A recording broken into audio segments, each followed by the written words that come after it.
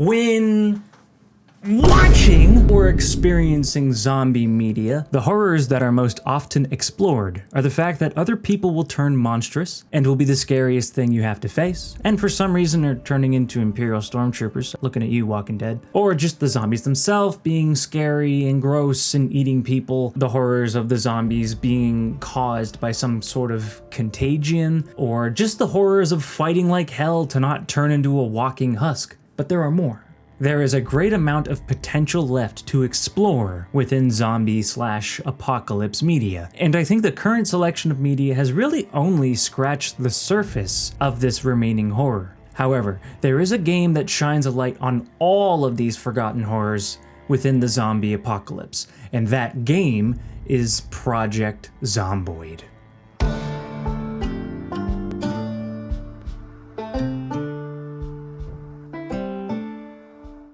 What does it mean to be the last people on Earth? What is it like grappling with the responsibility of having to remember an amount of things you have to do that are typically spread out amongst numerous people in a community? What if you know what you have to do to survive, but you don't know how to do it? How do you learn? What is the point of surviving? Will you ever live again? What is it like to be purposeless? How will I feel joy again? Surviving in a post-apocalyptic world is hard work, especially after the world's infrastructure finishes crumbling. Once the tap water stops pouring, do you have a water supply? Once the food you had at the start of things gets eaten or goes bad, do you have a consistent and renewable supply of food? What do you do when you're stricken with boredom, hopelessness, or depression? You are worse than on your own. You are surrounded by monsters. How do you handle not being able to accomplish everything you need to while grappling with all of this? This is all terrifying stuff to consider. I feel it hasn't been explored as much as the rest of the horror or action present in this genre, because these are the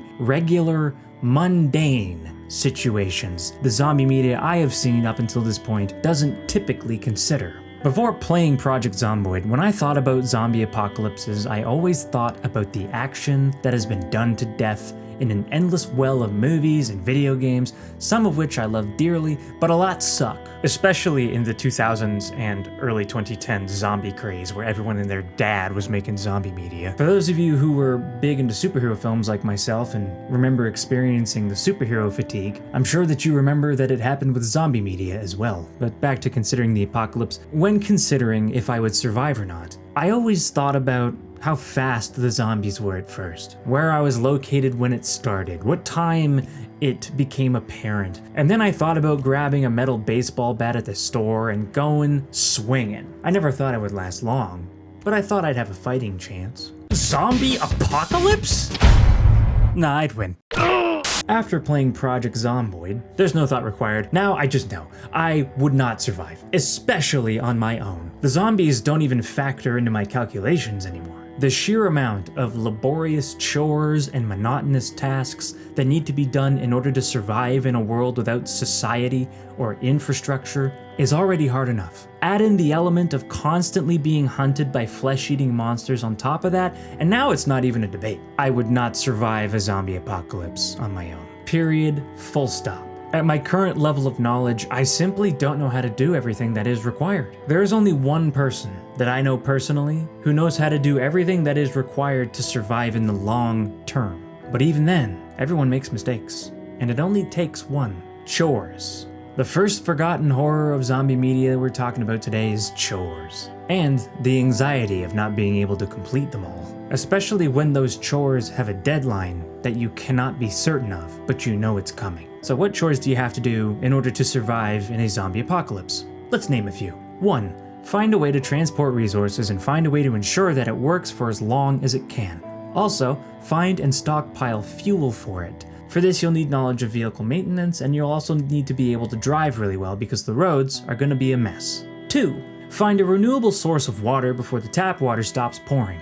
Once found, learn a way to purify that water in order to drink it. Once found, create it. Also, stockpile pure water in case of a crisis. Knowledge and equipment required for this process for water purification. 3. Find a renewable source of nutritious food before the power goes out. The perishable food expires and the non-perishable food runs out. Once found, learn how to grow it. Once that's learned, establish a place to grow it and a place to cook it.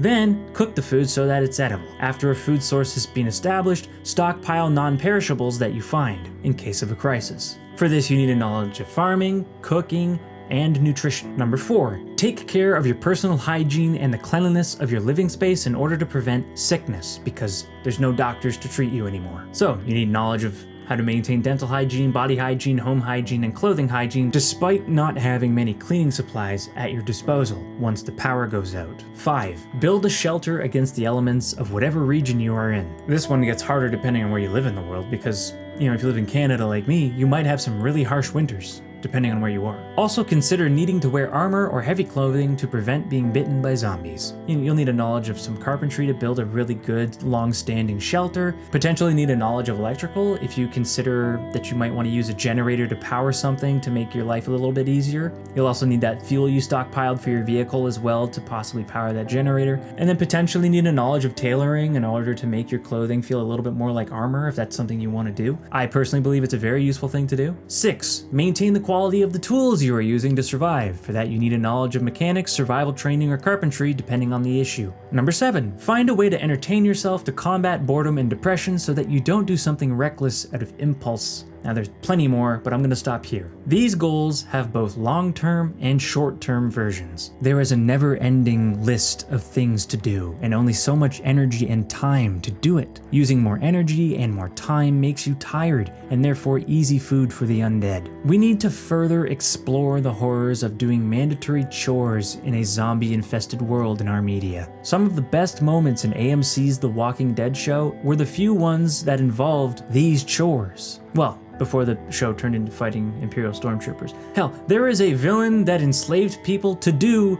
his mandatory chores, and he was the best villain that series had. If you still think that this chores thing sounds boring, the amount of times that I have died in Project Zomboid because I felt that I could get ahead on a chore by taking one more risky run into town, only to end up being chased by a horde with little to no energy to escape them, and so I end up dying. I don't have the number, but it's a lot. And I'm sure anybody else who has played this game can back me up on this. There are plenty of horrors left to explore, and with all that said, let's talk about gameplay.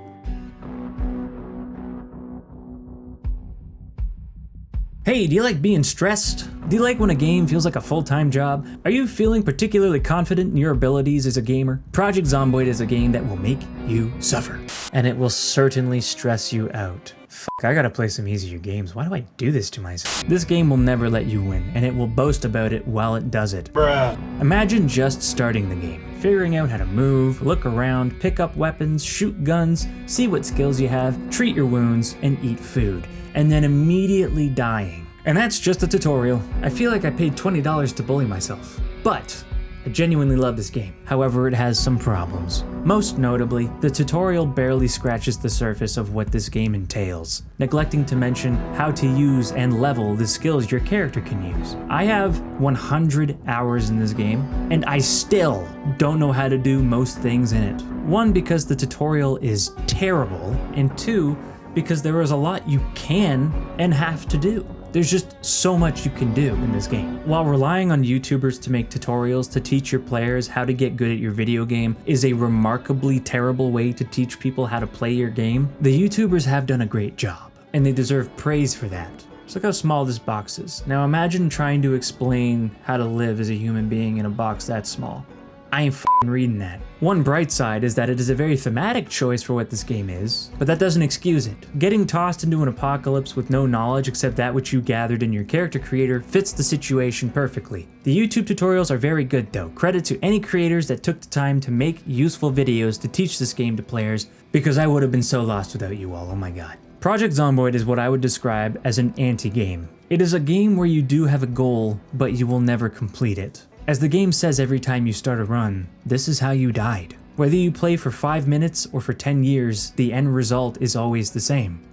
You die. With that said, the game is centered around you doing your very best to not do that. It has your basic zombie game mechanics, fighting zombies in melee, fighting zombies with guns, tracking weapon durability, and tracking ammunition. But it also has nutrition mechanics. Starvation is a very real threat, as is your thirst, as is being overly exerted from tasks. There is a long list of status effects, called Moodles, that can affect your character and how well they walk, run, climb fences, swing weapons, aim weapons, basically do everything. You can be tired, hungry, thirsty, panicked, wet, stressed, sick, overheated, cold, hypothermic, unhappy, bored, bleeding, encumbered, injured, in pain.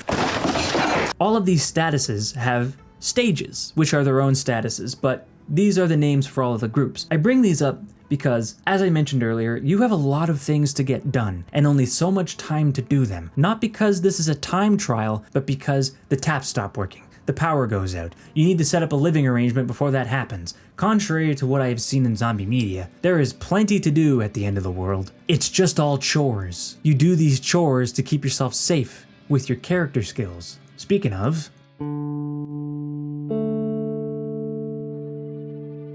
there is a massive list of mechanics in this game that use all of the skills of your character. I'm going to list the skills. Under passive skills, we have strength and fitness. These level up as you get exercise and eat well. Like real life, higher strength improves carrying capacity, ability to open locked windows, chance of successfully climbing tall fences, push knockdown, and melee damage. And higher fitness improves your cardio, meaning you can run for longer periods of time, you recover quicker, you lose endurance slower, you increase your attack speed, and you reduce your fall damage. Basically, you level these up, you become a Chad. Next up, you've got your agility skills. We're gonna rapid fire these. Sprinting, run faster. Light-footed, be a sneaky boy by making your footsteps quieter. Nimble, be faster in your combat stance. Sneaking, be a sneakier boy by being quieter while running and walking. I feel like light-footed and sneaking aren't that different, but here we are. Combat skills. Axe, long blunt, long blade, short blade, and spear. Level these to do more damage. And finally, maintenance. Level this skill to reduce how much your weapons degrade with use. Don't be like Link in Breath of the Wild. Next up is crafting skills. Carpentry, level this to build more things and sturdier things. Cooking, level this to determine if food is edible and to be able to use rotten ingredients to get the most out of your supplies. Farming, level this to know everything about crops. First aid, level this to be better at getting people to heal faster from serious injuries and increase your speed of performing medical actions, aka high octane band-aid application. Electrical, level this to hotwire vehicles, make lights battery powered, repair generators, and make makeshift electronic devices. Metalworking, level this to build metal structures, make welding quieter, make barricades stronger, and repair card parts. Mechanics, level this skill up as well to be able to meet the prerequisite to hotwire cars. The amount needed to hotwire cars is 1 level in electrical and 2 levels in mechanics. Leveling this also lets you repair and install car parts. Tailoring, level this up to fix and fortify your drip with leather patches for added protection. Basically, make yourself some armor. It's pretty good. It's very useful. Next up is firearm skills. Aiming, level this for more hits, more crits, and therefore more shits. They never tell you how they all shit themselves. Reloading, level this to equip the sleight of hand perk. Shoutouts to Speed Cola. Unless you're a character that starts with some firearm skills, using guns is like running through the street with a trombone. Unless you have a shotgun. As soon as you find one, get a saw off the barrel, and get leveling your aim skill. Just make sure you have enough ammo for a horde, because, well. Survivalist skills. Fishing, level this to be better at fishing. Trapping, level this to make more traps and have a better catch rate. Foraging, level this to improve your search radius, how quickly you find stuff, and your percentage chance that you will find stuff. Leveling all of these skills takes a very long time with the base game settings, so you need to make sure that you make the most of your time in the early game before the power and water shut down. The water and power shuts down randomly between 0 and 30 days after you start your game. The power could just start off, according to Google, in which case you're super f***ed. Assuming that you have 1 week is a good way to structure your to-do list of skills to level and items to find when you start. However, there is a way to get a little bit ahead on your to-do list before you even start your journey in Knox County. Character creation. Building a character in Project Zomboid can be as quick and easy or as in-depth and complicated as you want it to be. There is a randomizer button if you really just want to be thrown into the apocalypse as a random person. The reason why character building can take a bit longer is because of the trait system. There are positive and negative traits, each with their own assigned point value. The goal is to have this number at the bottom right, which is your amount of points you have available, be 0. When you first start building characters, you will likely not take that many traits and play it safe. But as time goes on, and the more and more that your characters die, eventually something inside you will break, and you're gonna try and optimize.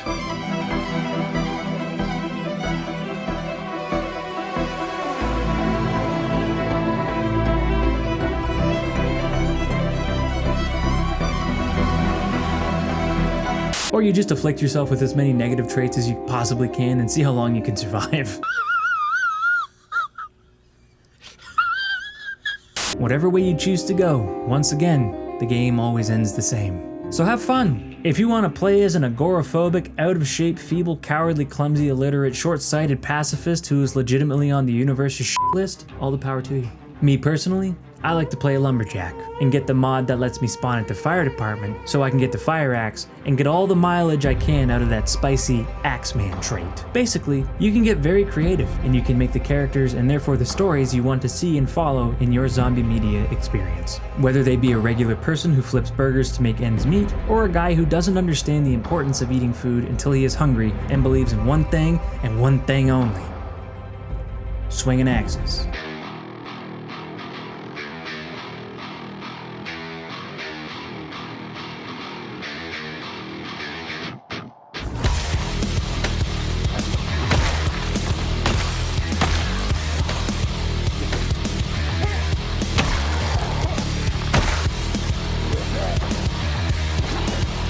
I'm very thankful for the modding community in this game for vastly multiplying the amount of types of characters you can make and stories you can tell. Speaking of mods, the Project Zomboid modding community has introduced some amazing mods that give you access to more cars, more guns, more clothes, more traits, more spawn points, in-game gestures, better menus, quality of life updates, custom maps, a GPS, different scenarios, and the ability to toss those nasty, dastardly cadavers out the window. Mods galore. Feel free to explore.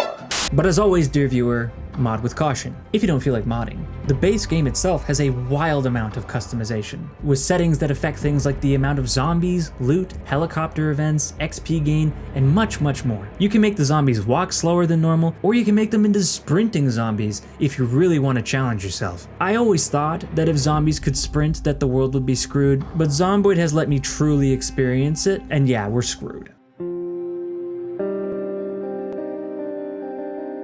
The multiplayer of Project Zomboid is pretty seamless. Surviving the end of the world with a friend is great fun, and losing them to an unfortunate fate hurts a lot, as they have likely leveled a bunch of skills that you haven't. This is another hidden horror of the zombie apocalypse. When someone dies, what knowledge dies with them? What skills did the group just lose? And what problems does the lack of those skills present? Also, how will all of the work that you have been doing with 2 people get done with 1 less set of hands? Even if your buddy builds the same character again, they won't be as highly leveled as they were when they died, and they won't be able to do their job as well as before. With some skills, they may not be able to build what they could have before, which is really bad. The multiplayer in this game really makes me wish that zombie media would give their characters more value through what skills they bring to the group. Imagine if the one guy in the group who knows how to properly cultivate crops gets bitten. Imagine a story with someone trying to teach another person how to do their job they've dedicated their life to,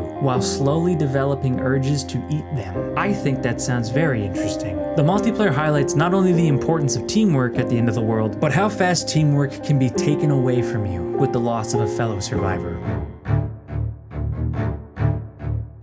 In a world ravaged by undead, you are the last person alive in Kentucky. The story has 2 main parts: doing your best to survive while setting up your long-term survival, and then there is the endless monotony of surviving alone after you have finally established safety. Needless to say, there is no established storyline in this game. There are lore drops on the news reports you can tune into on the televisions or radios to learn about the world and how it handled the pandemic, but there's no story path for you. Despite the lack of a linear story path, you playing the game, exploring what houses you do, in the order that you do, making the choices you make, going on risky supply runs, escaping hordes, everything that happens in this game is you writing the story of this character's experience. Which is why it's fun to use the character randomizer, because you get to follow the stories of seemingly endless amounts of people with different circumstances, challenges, and life experiences. It's a fascinating system for storytelling in an awesome game. Knowing how the story is going to end also makes getting there more terrifying. Once again, it only takes 1 mistake, and it could be the smallest thing, like bringing 1 less can of food for a supply run that takes too long and you end up starving. But that's the way things go at the end of the world. If you get bit, and you will get bit, You get some time before the infection overtakes you, and whatever you choose to do with your time is pointless for you, but it might help somebody else. You can experience that help because when you die, you make a new character, and you can go find your wandering body, kill it, take your stuff back. However, you lose all of your experience as you are a new character. And it just continues the same timeline. So like if you were on day 3, you're still on day 3. It's a really cool system. However, if you go more than like 5 days before you die, it might just be better to start all over again, especially if you're new to the game. Because there are things that are only available in the first week or two that you can do to help level up some skills. There are some TV shows that stop airing after week 1, despite the power remaining on. While this system is cool, it also requires the player to like the game enough to want to try and fail numerous times, which with the current lackluster teaching tools takes a player that is seeking a true challenge. The visual design in Project Zomboid is, as you can see, nothing super incredible when you're up close and personal, but it has its own style, and it really grows on you as you play the game more and more, especially when you first look at the map and find out that you can zoom out. The map is massive, and it would take forever to see every inch of it, so the bare bones visuals are not a problem at all. Also, considering that this game is made by an indie dev, not much to say here. It looks good enough, and it's massive, so like, hell yeah. But the sound, or I guess the lack thereof, is one of my favorite things in this game. I personally love turning off the music in this game. The music is good. I love the vibe, but with the music turned off, this game gets way spookier. Most of the time in game, without music, all you can hear are your character's footsteps, the opening and shutting of windows and doors, the grumbling of a refrigerator in the house that you're hiding in. Very minimal sounds. But then you encounter the undead, and of course you hear all the horrific noises they're gonna make, and they make some cool ass noises. You hear them knocking on and breaking in windows and breaking down doors. There is a jump scare noise in this game when you encounter a zombie after a period of peace. I'm not big on jump scares made with sounds that are inorganic to what's happening. If you've watched my videos, you already know this, so I won't over-explain. The noise is really cool, but I still don't like it. The silence being disrupted by zombies is already scary enough, especially with the noises they make. Speaking of the silence, if you manage to survive all of your early game endeavors and establish a base deep in the boonies, this is all you hear. This is another hidden horror of the zombie apocalypse, the silence, and pondering just how empty the world is. All you have keeping you going is your list of chores that you will do until the day you die of sickness, old age, or a wandering zombie. Especially if some dickhead flies a helicopter to where you live and hovers that sumbitch over your base to draw zombies to it for some reason. Side tangent, this fucking lemon. I hate this guy. I don't know why this guy exists, but he does, and he will try his damnedest to ruin your run. His existence is why learning to live a nomadic lifestyle is not a terrible idea. Pro tip, get yourself a car and set up small bases that you can bounce between if helicopter guy decides to stop by, because he sucks. And he's gonna bring friends. Project Zomboid is a game that came out in November of 2013. That is over a decade ago. Holy shit, I'm an old guy. So why am I talking about this game? I'm talking about it because it is still in development. The devs at IndieStone are still adding things to this game. It is still, technically speaking, early access. They have a small team, so things take time to get put into the game, but it wasn't that long ago that they added the multiplayer to this game, which was a fantastic update. But there is a big update that they are currently working on, which will make the game even better and even more engaging. The update is massive in scope. If this review has made you interested in trying this game, I hope it has. It's a really good game. Know that at some point in the future, this game will get better by a large margin. If you're curious to learn more about this update, look up Project Zomboid Build 42. That's the name of the update. Something to consider.